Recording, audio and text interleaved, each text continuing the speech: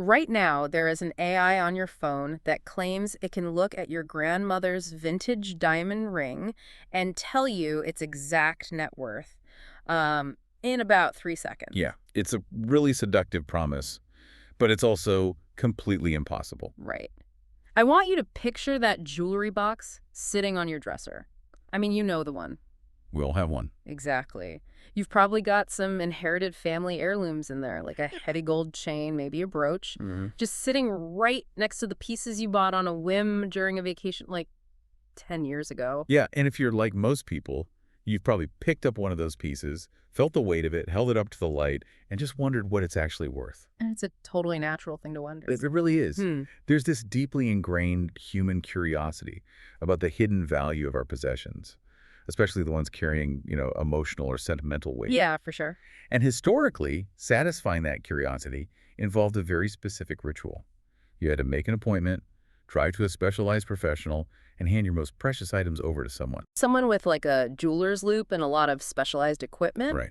It was a physical, tactile process. Okay, let's unpack this. Because that physical process is exactly what these new AI appraisal platforms are trying to disrupt. Disrupt is definitely the word they like to use. Yeah. And the mission for today's deep dive is to explore the exact boundary between digital convenience and physical reality when it comes to evaluating our most valuable possessions. Because these platforms are essentially saying, skip the jeweler, snap a photo on your kitchen counter, and we'll tell you what that heirloom is worth. Which is wild. I mean, in a society that demands instant answers, where we get our groceries in an hour and our questions answered in milliseconds. The idea of an instant digital appraisal is definitely appealing. Oh, massively appealing. But we need to establish the stakes here. Yeah, the appeal's obvious, but the danger is significant. We're living in a moment where artificial intelligence is successfully eliminating friction in a lot of different industries. Right. But we need to establish the stakes right up front. When we are dealing with highly valuable assets, like precious metals or rare gemstones, convenience cannot replace accuracy. It just can't. No. The margin for error when pricing a multi-thousand-dollar diamond is just too high to leave to a predictive algorithm. It's essentially taking a digital shortcut. I hear that. But before we completely dismantle the technology, let's acknowledge why people are downloading these apps by the millions. Fair enough. They are very popular. Because at a surface level, they do perform some incredibly impressive party tricks. I mean, the underlying image recognition technology isn't a joke. No, it's very sophisticated. Right. You snap a two-dimensional photograph, and the algorithm instantly maps the pixels. It analyzes the visual data and cross-references it against this massive, constantly updating database. A database of similar items scraped from all over the internet, yeah. Yeah. The pattern recognition is undeniably impressive. So how does it actually work in that split second? Well, the software looks at the arrangement of pixels and can successfully identify basic materials based on color and reflection. Okay. So it sees a certain spectrum of yellow and flags it as likely gold, or it sees a translucent faceted stone and flags it as a gemstone. Wow, so it's doing material analysis just from color codes. Basically, yeah. And it's also highly attuned to stylistic trends. It can look at the geometric lines of a piece and categorize it as an Art Deco setting. Or recognize like the specific prong style of a modern minimalist engagement ring. Exactly. And then, based on all that scraped market data, the AI generates a number, an estimated retail or resale value. It's like a music recognition app, like Shazam, but for your jewelry box. That's a really good way to put it. Right, because you hear a song playing in a coffee shop, you hold up your phone, and the app recognizes the basic tune. It tells you the genre, the probable artist, and what album it belongs to. Yeah. The AI appraisal is doing the exact same thing with visual data. It's recognizing the melody of your ring. But here's the thing. Shazam doesn't care if the song is being played by the London Symphony Orchestra or by a teenager on a cheap MIDI keyboard in their bedroom. Oh, that's a great point. It just matches the notes. Exactly. It just matches the audio data points. And that's the crucial limitation here. The AI is doing a high-speed visual match to give you an estimate. Just an estimate. Right. I want to zero in on that word, estimate. Because in the world of fine jewelry, an estimate based purely on a trend database is wildly different from determining intrinsic value. Yeah, those are two very different things. The algorithm is calculating what a picture looks like, not what a physical object is actually made of. Which brings us to the actual physics of the materials. Because when you move past the design, you immediately hit a wall. A literal physical brick wall. Yeah.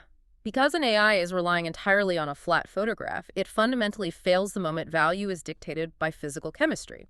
I mean, the most obvious blind spot is that a camera lens cannot physically test gold or precious metals to prove their actual purity. Let's break down why that is structurally impossible for an algorithm. Take a solid 18-karat gold ring and put it next to a cheap brass ring. Okay. But imagine the brass ring has been heavily electroplated in a thin layer of gold. So they look identical. Right. Under the lighting in your kitchen, they reflect the exact same wavelength of warm yellow light into your smartphone's camera lens. Oh, wow. Yeah, the pixels recorded by the sensor are functionally identical. But the difference in their intrinsic value is astronomical. One is worth hundreds or thousands of dollars, and the other is worth like $5. Because the camera is only seeing the surface layer of atoms, it has absolutely no idea what's going on inside the band. Exactly. To determine purity, professionals use physical chemistry. Right, they have to actually test it. Yeah. They might use nitric acid testing, where they make a tiny scratch on a testing stone and apply specific acid solutions to see how the metal reacts. Or they use specific gravity testing, right? This goes way back to Archimedes.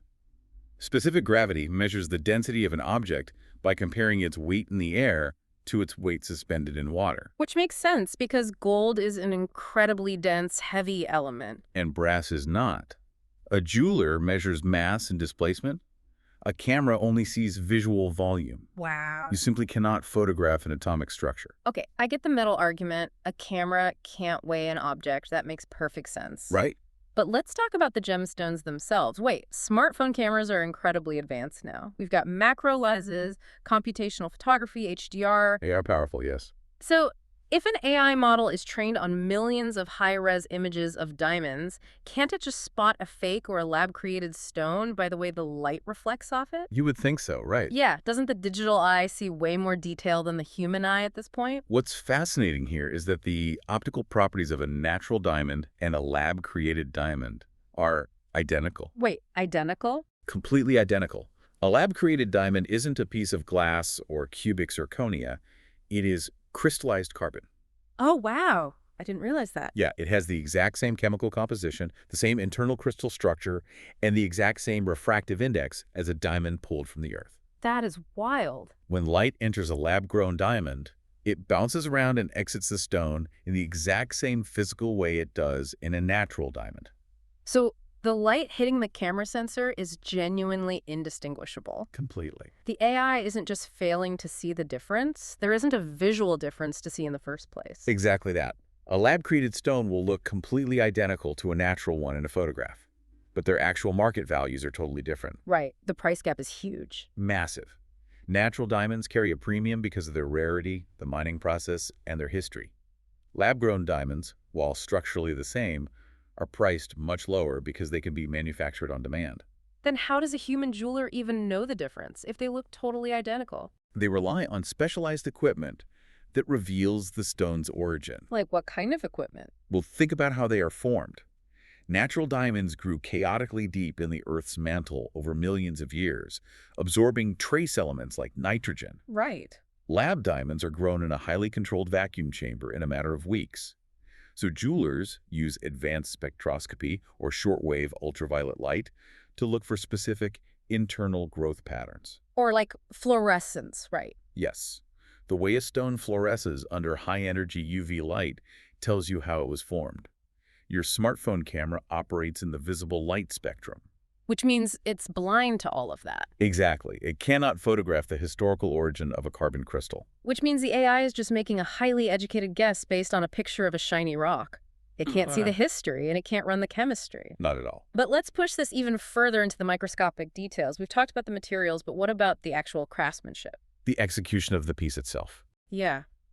I'm thinking about the famous 4 C's of diamond grading. You know, carat, color, clarity, and cut. If I take a really good macro photo, why can't the AI grade my diamond? Because grading the 4 C's requires intense magnification and strictly controlled environments. Which you don't get on a kitchen counter. Definitely not. Neither of which exist in a standard smartphone photo. Let's start with clarity. Okay. When a gemologist grades clarity, they're looking for microscopic conclusions. tiny internal flaws, little trapped crystals of other minerals, or microscopic fractures called feathers. Right, and they do this through a specialized jeweler's loupe at 10 times magnification or under a microscope. Exactly. And a smartphone's autofocus is just going to get confused by the reflection on the surface of the stone. It's not going to focus deep inside the crystal lattice to find a microscopic speck of dust. Not a chance. The focal length of a phone camera just isn't built for that kind of depth penetration through a highly refractive material. That makes a lot of sense. And color grading is even more delicate. The difference between a D-color diamond, which is perfectly colorless, and an F-color diamond might be completely invisible to the untrained eye. Wow, really? Yeah. It's a tiny variation in chemical tint. If you take a photo of your ring in your living room, the camera is picking up the ambient light. Oh, like the room lighting. Right. It's reflecting the yellow paint on your walls, the blue light from your television, and the software is applying an automatic white balance correction on top of all of that. So the photo is totally compromised from the start. All of that completely distorts the true color of the stone. Yet that tiny jump from a D to an F grade can change the value by thousands of dollars. Okay, so clarity and color are definitely out.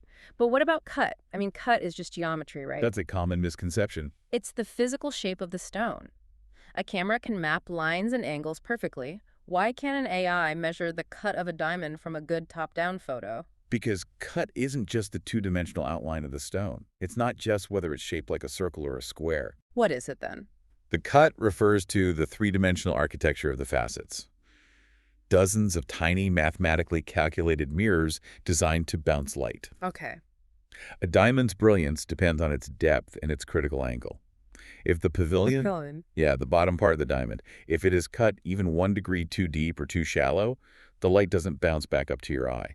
It leaks out the bottom of the stone. Wow, 1 degree makes that much of a difference. It absolutely does. A straight-on, top-down photograph cannot measure the three-dimensional depth and the exact angles of those lower facets. So the AI is basically guessing. Yeah, the AI is practically flying blind on the most important value indicators. So what does this all mean? It really reminds me of buying a house based purely on the real estate listing photos. That is a brilliant analogy. Right. You go online, you see this gorgeous property. The photos show gleaming hardwood floors, freshly painted walls, and brand new stainless steel appliances. It looks perfect on screen. It looks incredible. An AI algorithm scraping those photos would instantly tag it as a premium, high-value property. But those photos are essentially marketing material. They're designed to sell the illusion. Exactly. Because without a human inspector actually putting on a hard hat, going down into the dark basement and shining a flashlight on the foundation, you have no idea what you're buying. Right. You don't know if the concrete is cracked. Or if the floor joists are rotting, or if the plumbing is completely shot. That analogy hits the nail on the head, especially when we talk about the structural integrity of the jewelry itself. Because it's not just about the stone. Right. Jewelry is essentially a miniature piece of structural engineering. It's metal holding tension to secure a hard object. Wow, I never thought of it like that. Yeah, and a photograph cannot test metal fatigue. It can't tell you if the tiny gold prongs holding your 2-carat diamond have worn paper thin over decades of wear. Oh, man. Like they're about to snap the next time you put your hand in your pocket. Exactly. The AI sees a prong in the picture and says, yeah, that's a con. Right. While a human jeweler looks at that same prong and says, this is fundamentally compromised. Yes. A cracked foundation destroys the value of a house. Just like a compromised setting or a severely fractured gemstone destroys the value of a piece of jewelry. The listing photos just show you the surface illusion. Exactly. Evaluating the actual foundation requires physical, tactile inspection. Which brings us naturally to the only logical solution when you're dealing with high-value physical objects. The antidote to the digital illusion is the physical hands, the specialized tools, and the lived experience of a human professional. You really can't bypass that step. When you take a piece to a jeweler, you aren't just getting an output from a predictive algorithm. You're getting an actual chemical and structural audit. If we connect this to the bigger picture, we have to look at why you actually need an appraisal in the first place. Yeah, what's the end goal? You don't usually get an appraisal just for fun. You get one for insurance coverage or for estate planning, or because you intend to sell the piece on the open market. Right, there are real-world consequences. Exactly. In every single one of those scenarios, you are dealing with financial and legal institutions. Mm. You need a reliable, trustworthy valuation that can actually be defended. Oh, for sure. If your house gets burglarized and you hand your insurance adjuster a printout from a smartphone app, They are going to laugh you out of the room. yeah, an app that says your grandmother's ring was, probably worth $10,000 based on a photo, they are going to politely show you the door. Insurance companies require highly detailed, legally binding appraisals. Mm. They need documentation stating the exact physical weight of the metal. Not a visual estimate. Right. The precise gemological grades of the stones and the exact material composition. Yeah. And it has to be signed off by a certified professional who actually ran the tests. Because an AI can only offer probabilistic guesses at those metrics. Yeah, a gemologist knows them as undeniable facts because they physically measured them. A professional appraisal is grounded in real-world market knowledge, not just aggregated, unverified internet data. Here's where it gets really interesting. When you synthesize all of this, you hit a fundamental truth. Which is? When it comes to protecting your financial assets, accuracy isn't an optional upgrade. It is the absolute baseline requirement. So a phrase, accuracy isn't optional, is the perfect anchor for this entire discussion. Right. In our modern rush to make every single aspect of our lives faster, cheaper, and more frictionless, we sometimes forget that certain processes are slow and deliberate for a very good reason. We're talking about assets that carry significant financial weight and often irreplaceable emotional value.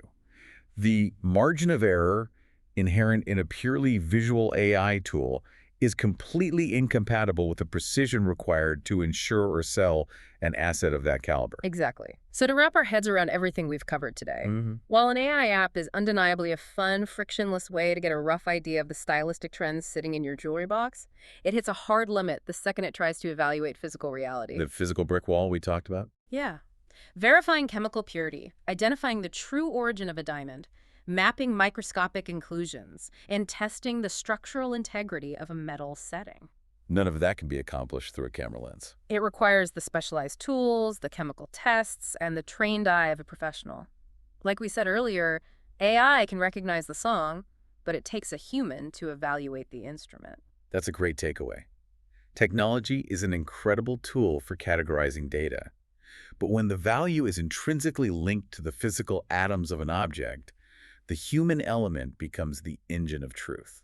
So the next time you're standing at your dresser, looking down at that jewelry box and wondering what something is really worth. Don't settle for a computer program making a highly educated guess. Exactly. Ask questions, do your research, and take the time to find a qualified human professional.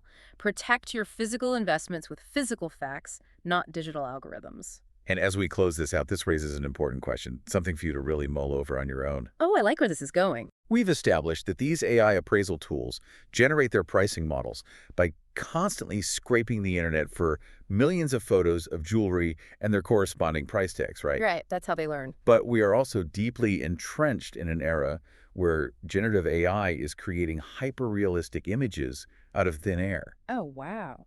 So what happens to the underlying accuracy of these appraisal platforms when the internet becomes completely flooded with AI-generated images of fake, physically impossible, or lab-created jewelry being passed off as real? That is a terrifying thought. Will the appraisal algorithms eventually end up training themselves on a digital reality that doesn't actually exist? The feedback loop of fake data. I mean, we could easily end up in a situation where algorithms are appraising real-world jewelry based on a standard of structural perfection that was literally hallucinated by another computer. It's a very real possibility.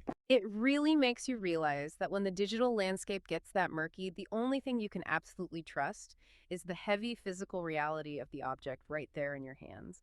Keep asking questions, keep digging deep, and we'll catch you on the next deep dive.